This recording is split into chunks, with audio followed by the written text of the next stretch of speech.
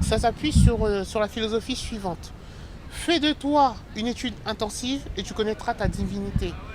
Fais de toi une étude intensive et tu connaîtras le haut niveau de ton caractère unique, tout en ayant l'œil sur ton environnement, sur les principes qui régissent ton environnement. Et ainsi, tes mouvements seront fluides et efficaces. Pourquoi ?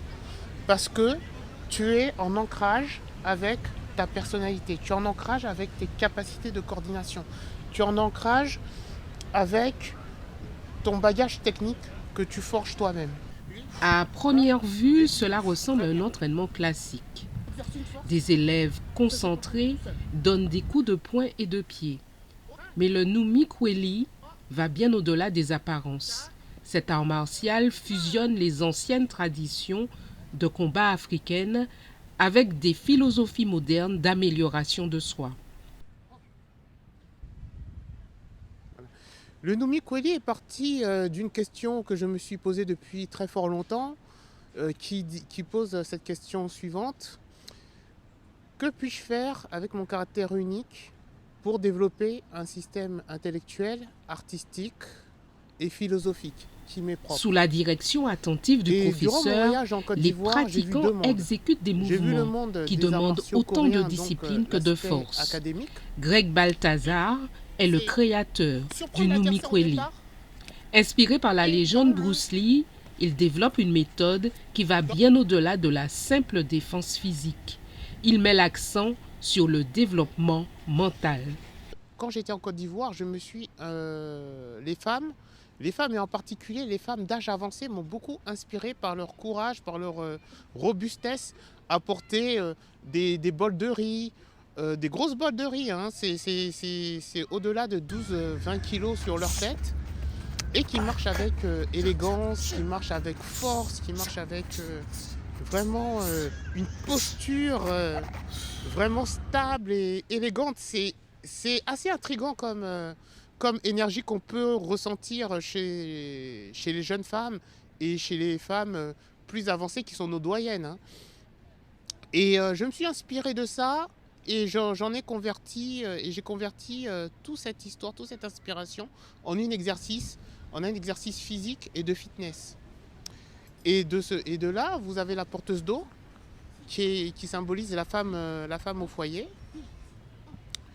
On a le lever de genoux, bon, qui est propre, qui est une compensation d'intensité. Vous avez les rafales d'hypercute, là, qui vient vers l'esprit guerrier de la femme, l'esprit guerrier féminin. Et vous avez les coups de pied. Pour la femme, c'est une connexion féminine.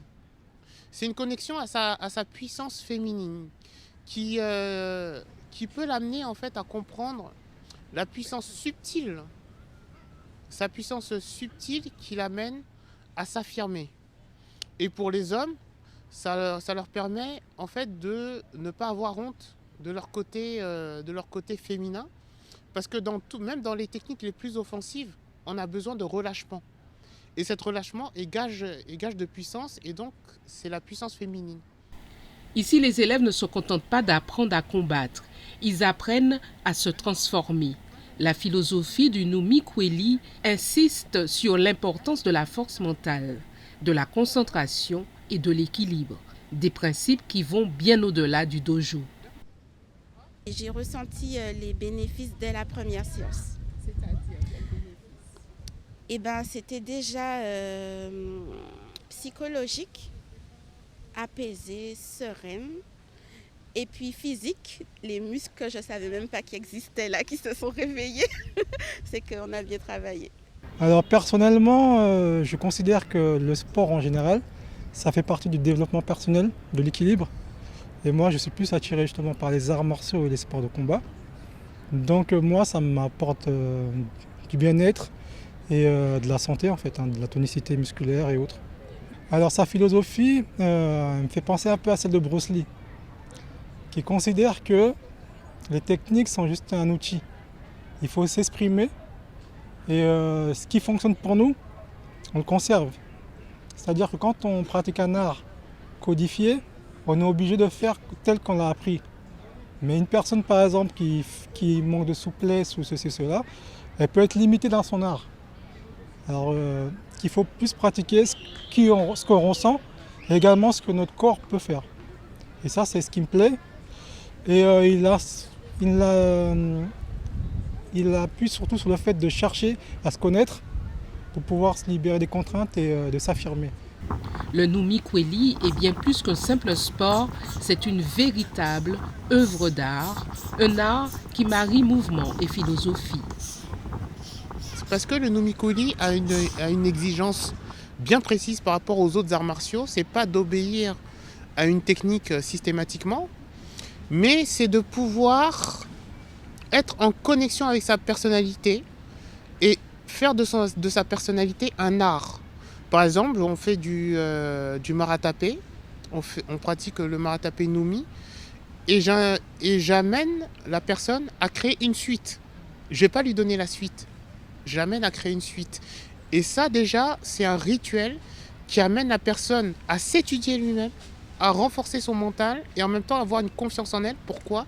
Parce qu'elle fait de sa personne une étude intensive, une étude scientifique qui amène à comprendre son corps, qui amène à comprendre sa personnalité et pouvoir créer une technique fluide et efficace et surtout imprévisible qui peut amener de l'innovation en ce monde. Greg Balthazar est convaincu que les arts martiaux peuvent aider chacun à trouver un équilibre, non seulement sur le ring, mais aussi dans la vie quotidienne.